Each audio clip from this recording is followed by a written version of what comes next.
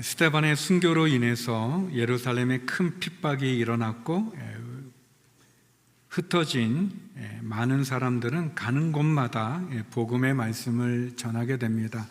예루살렘의 7명의 지도자 가운데 한 분이었던 빌립은 사마리아에 가서 말씀을 전했고 사마리아에 큰 부흥이 일어나게 됩니다. 예루살렘 교회는 사마리아로 베드로와 요한을 파견해서 사마리아의 큰 부흥을 확인하고 또 협력하는 아름다운 모습을 보여줍니다.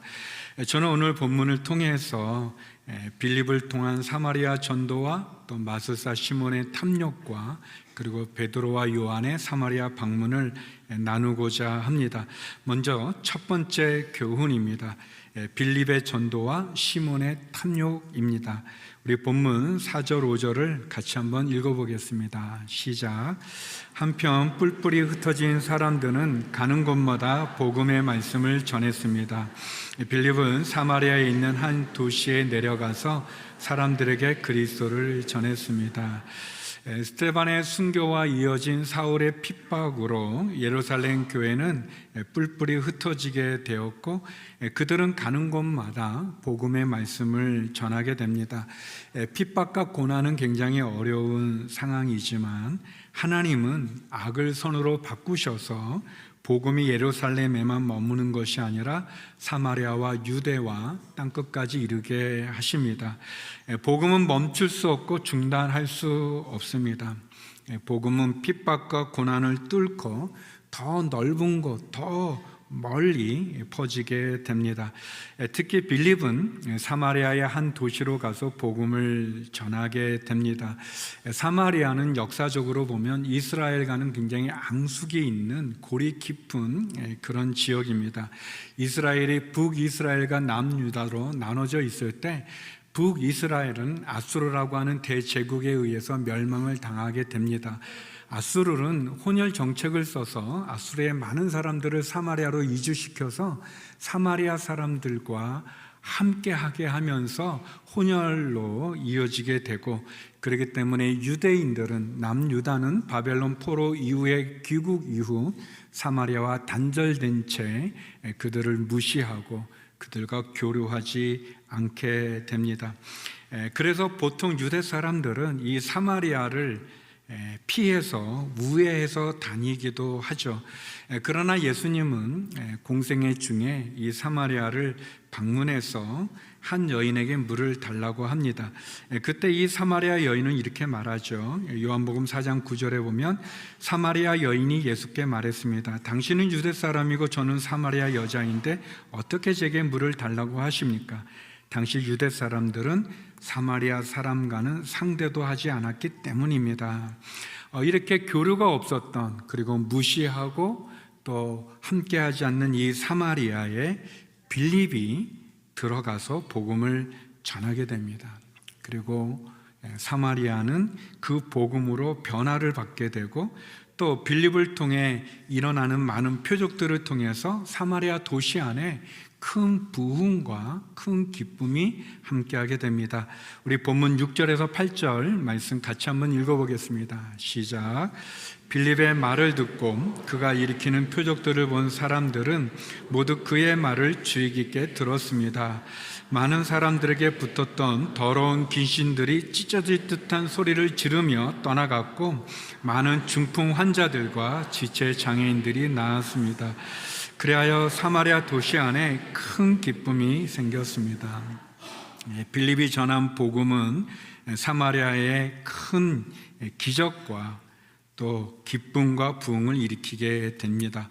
생명의 복음이 선포되고 살아 역사하는 복음이 선포되어질 때 귀신에게 사로잡혔던 사람이 다시 살아나고 그 사람에게 붙었던 귀신이 떠나가는 것을 경험하게 됩니다. 많은 환자들과 지체 장애인들이 그 병으로부터 낫는 기적을 경험하게 됩니다. 복음이 들어오면 귀신이 떠나가고 병이 고쳐지는 그런 역사가 일어납니다. 빌립은 하나님의 계획에 순종해서 사마리아에 갔고 거기서 복음을 전했고 능력을 행했으며 많은 사람들이 주께 돌아오는 역사가 일어나게 됩니다. 예전에 제가 대학부 전도사로 있었을 때 인천에서 출석했던 한 자매가 있습니다. 굉장히 예쁘고 또 착하고 마음이 귀한 그런 자매인데, 그러나 안타깝게 귀신이 들려서 어려움을 겪게 됐을 때 우리 대학부에 있는 형제 자매들이 그 자매를 위해 함께 기도하고 또 안수하고 그랬을 때 그 귀신이 떠나가는 것을 경험했던 적이 있습니다. 그리고 그 귀신에게 사로잡혔던 그 귀한 자매가 자유함을 누리고 기쁨 가운데 있는 것을 보게 됩니다. 아마 교대를 다녔는데 아마 선생님으로 살아가죠. 이렇게 우리의 인생을 사로잡는 귀신은 복음이 들어갈 때 예수 그리스도의 십자가의 능력으로 귀신이 떠나가는 것을 경험하고 참 자유를 누리는 것을 맛볼 수 있습니다. 그런 역사가 이 사마리아 도시 안에도 크게 일어났던 것 같습니다. 그런데 그 가정 가운데 마술사 시몬이 등장합니다. 9절에 보면, 그런데 그 도시에는 전부터 시몬이라는 사람이 마술을 부려 모든 사마리아 사람들을 놀라게 하고 자신이 스스로 대단한 사람인 양 우쭐댔습니다. 이 마술사 시몬은 귀신의 힘을 입입어서 여러 가지 신기한 일들을 행하게 되고, 그 일로 인해서 많은 사람들이 이 시몬을 추종하는 그런 인물이었습니다. 그는 스스로 자신도 대단한 사람인 양 우쭐대죠. 빌립이 하나님의 권능과 능력과 기적을 통해 예수님의 복음을 전하고 귀신 들린 사람을 쫓아내는 것과 대조적으로 시몬은 마술을 행하면서 많은 사람들로부터 추종을 받고 인기를 누리며 우쭐대는 그런 모습을 갖습니다. 특별히 베드로가 요한이 사마리아에 와서 안수하여 성령을 기름 부으심을 보여주는 그런 역사를 보고는 도리어 돈으로 성령의 능력을 사고자 하는 그런 모습을 보여줍니다. 우리 본문 13절과 18절, 19절을 같이 한번 읽어보겠습니다. 시작. 시몬 자신도 믿고 세례를 받은 후 빌립을 따라다녔습니다. 그리고 시몬은 빌립이 행하는 큰 표적들과 능력을 보고 놀랐습니다. 시몬은 사도들이 손을 얹을 때 성령이 내려오시는 것을 보고 그들에게 돈을 주며, 내게도 이런 능력을 주어 내가 손을 얹는 사람은 누구든지 성령을 받게 해 주십시오라고 말했습니다. 시몬은 성령의 능력을, 성령의 역사를 돈으로 살 수 있다고 생각했습니다. 이 이단과 비슷한 거죠. 그래서 많은 돈을 사도들에게 주면서 그 성령의 능력을 자기도 얻을 수 있게 해달라고 얘기합니다. 그리고 그 능력으로 자기도 성령을 팔아 그 부와 명예와 명성, 수익을 얻고자 하는 그런 탐욕을 드러냅니다. 시몬은 하나님의 능력을, 성령의 능력을 자신의 이익과 탐욕을 위해서 이용하려는 그런 모습을 보여주는 거죠. 성령을 따라 살아가고 하나님의 순종해서 살아가는 것이 아니라 도리어 성령을 이용하려고 하는, 하나님의 능력을 이용하려고 하는 그런 모습을 보여줍니다. 성도 여러분, 우리가 하나님의 말씀과 성령의 은사와 능력을 따라가는가, 아니면 이 시몬과 비슷하게 우리도 하나님의 능력을 이용하려고 하는가, 우리의 그 마음속에 있는 그런 탐욕, 또 하나님에게 내가 순종하여 하나님의 도구가 되고자 하는 것보다는 하나님을 나의 도구로 삼아서 성령의 능력을 이용해서 내가 원하는 것을 갖고자 하는 그런 신앙의 모습을 보이는가, 이 시몬이 보여주는 그런 모습이 우리에게 있는가를 돌아보게 됩니다. 생각하게 하죠. 빌립이 계속해서 이렇게 사도행전을 보게 되면, 그는 사도행전 20장에 의하면 가이사라라는 곳에 정착했고, 그리고 4명의 딸들 역시 예언을 하는 그런 한 믿음의 신실한 가정의 가장으로, 영적인 지도자로 계속 사역하는 것을 보게 됩니다. 빌립은 어떤 민족적인 그런 골이 깊은 그런 사마리아에 가서 하나님의 뜻에 순종해서 복음을 전했고, 그 도시에 엄청난 부흥의 역사를 이룰 뿐 아니라 또 성령의 뜻을 따라 그가 광야로 나가게 되죠. 그리고 거기에서 이디오피아의 내시를 만나 복음을 전하는 그런 모습을 보여줍니다. 빌립은 성령님을 따라서 하나님에게 순종하는 그런 삶의 모습을 우리들에게 보여줍니다. 마찬가지로 오늘 우리들도 성령님을 따라서 하나님의 뜻에 순종하여 살아가는 그런 믿음의 삶의 자리에 있기를 주의 이름으로 축원합니다. 이사야 선지자가 우리에게 아주 귀한 말씀을 주십니다. 이사야 30장 21절 말씀인데요, 우리 천천히 한번 읽어보겠습니다. 시작. 너희가 오른쪽으로나 왼쪽으로나 벗어나려 하기만 하면 뒤에서 너희 귀에 이렇게 들려줄 것이다. 이 길이다, 이쪽으로 걸어라.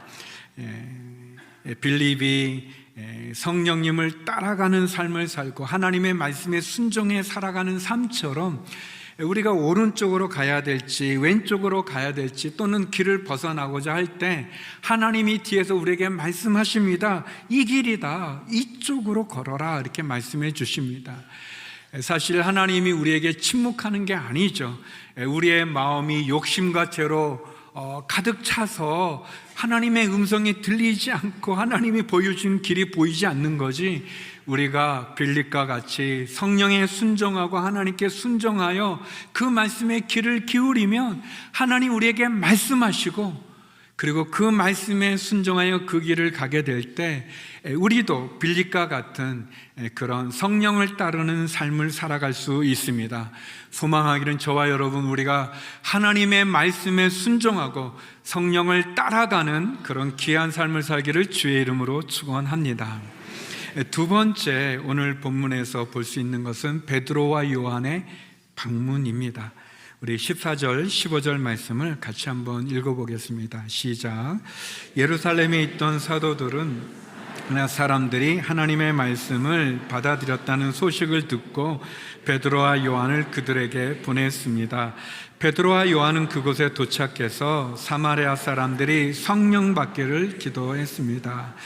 예루살렘에 있던 사도들과 교회는 사마리아에 일어난 엄청난 부흥의 소식을 듣고 베드로와 요한을 그들에게 보냅니다. 보통의 유대인들이 사마리아 사람들을 무시하고 이방인들은 하나님이 버린 사람이라고 생각하는 그런 전통이나 간습이 있었지만, 예수님을 믿는 유대인들과 예루살렘 교회는 그렇게 하지 않고 하나님께서, 성령님께서 이 지역과 인종과 이데올로기를 초월해서 역사하는 그 소식을 듣자 베드로와 요한을 보내서 확인하게 합니다. 그리고 사마리아에 도착한 베드로와 요한은 하나님의 말씀을 통해 일어난 엄청난 사건 속에서 아직 그들에게 성령이 임하지 않은 것을 보고 그들에게 성령을 주기를 안수합니다. 아직 예수님의 이름으로만 세례를 받았기 때문이죠. 본문 17절에 보면 그때 베드로와 요한이 그들에게 손을 얹자 그들이 성령을 받았습니다 라고 되어 있습니다. 사마리아 성에 일어난 큰 부흥에서 우리가 두 가지를 볼 수 있는 것은 그들이 말씀을 통해, 빌립이 전하는 복음을 통해 그들이 예수님의 이름으로 세례를 받았다는 겁니다.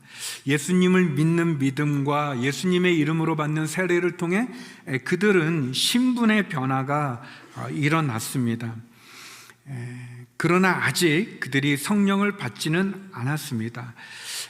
사도들이 안수할 때 그들이 성령의 기름 부으심을 경험하게 됩니다. 그러니까 예수님의 이름으로 받는 세례는 구원을 받는, 그래서 신분의 위치의 변화를 보여주죠. 죄인이었던 사람이 하나님의 자녀가 되고 멸망과 심판에 놓여 있던 자들이 예수님을 믿는 믿음을 통해, 예수님의 이름의 세례를 통해 그들이 구원받은 자녀로, 생명의 자녀로 변화되는 것을 보여주고, 그리고 베드로와 요한을 통해 안수를 통해 성령을 받음으로 그들은 능력을 얻게 됩니다. 구원이 나를 위해 받는 거라면 이 성령의 기름 부으심, 성령 세례는 능력과 은사를 통해 하나님의 일을 감당하고 복음을 전하는, 그리고 기쁨을 누릴 수 있는 그런 모습을 보여줍니다. 예수님께서 사도행전 1장 8절에 예수님을 믿는 제자들에게 이렇게 말씀하지 않았습니까? 성령이 너희에게 오시면 너희가 권능을 받고 예루살렘, 유대, 사마리아 땅끝까지 이르러 내 증인이 되리라 말씀하셨습니다. 그러니까 복음을 통해, 예수님의 세례를 통해 우리가 구원을 받는 것이고, 그리고 성령을 통해서는 권능, 능력을 받아 그리스도의 증인이 되는 이 두 가지를 우리들에게 보여줍니다. 그러면 이 성령이 언제 임하는가? 우리가 사도행전 2장에 보는 것처럼 오순절 마가의 다락방에 그들이 모여 기도할 때 성령이 임했습니다. 그리고 오늘 본문 17절에 보면은 사도들이 안수할 때 성령이 임했습니다.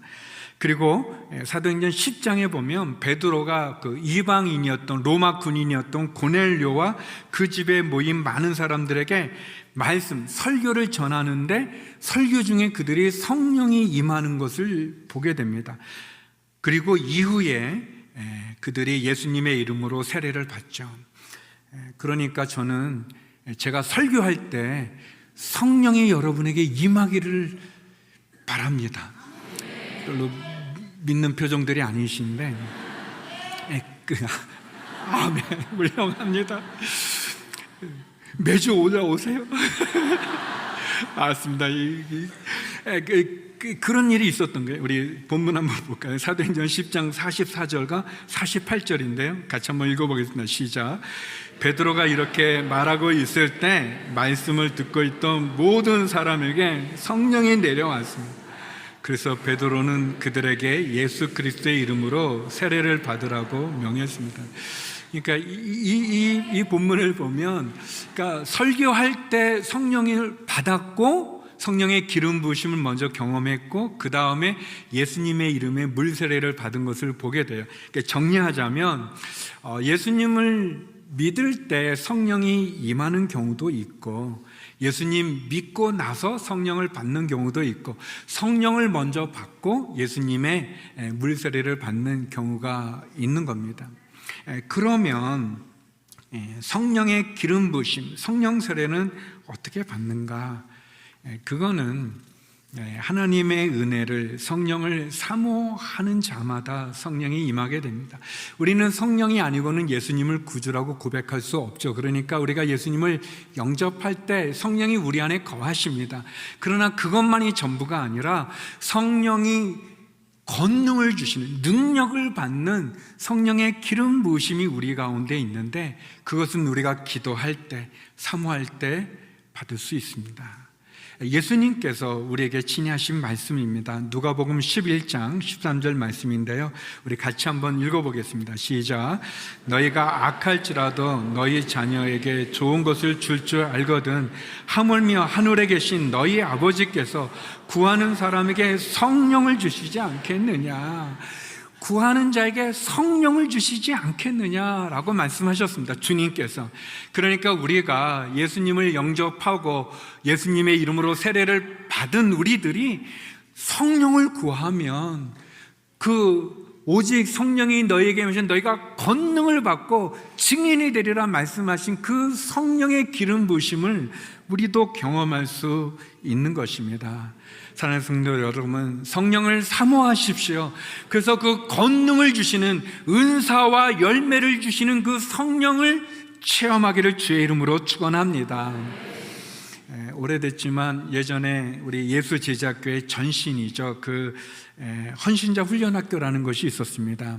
우리 직장인 인들이 이제 직장을 마치고 교회로 와서 이 옥상에 강의실과 또 숙소가 있었는데, 거기서 또 이렇게 훈련을, 3개월 훈련을 받는 그 기간이었습니다. 제가 선교사로 있다가 이제 귀국해서 거기서 이제 강의하게 됐는데, 그때는 이제 지금의 서점이죠, 지하 1층에 있는 서점 자리가 그때 강의실이 있었는데, 거기서 강의하면서 성령의 체험을, 성령의 은사를 구하는 그런 강의를 하고 저희들이 같이 다 기도했었습니다. 특별히 방언을 사모하는 분들이 많이 계셨는데, 그때는 제가 이렇게 그 영성도 좀 살아있고, 뭐 지금은 죽은 것은 지금 그렇다고 죽었다는 것은 아니라, 그러나 그때는 선교사의 그 뜨거운 어떤 그 열정과 또 영성, 그런 부분이 또 있었습니다. 그래서 하나님이 또 강의를 통해서 또 함께 기도하는 그 시간을 통해서 사모하는 그분들에게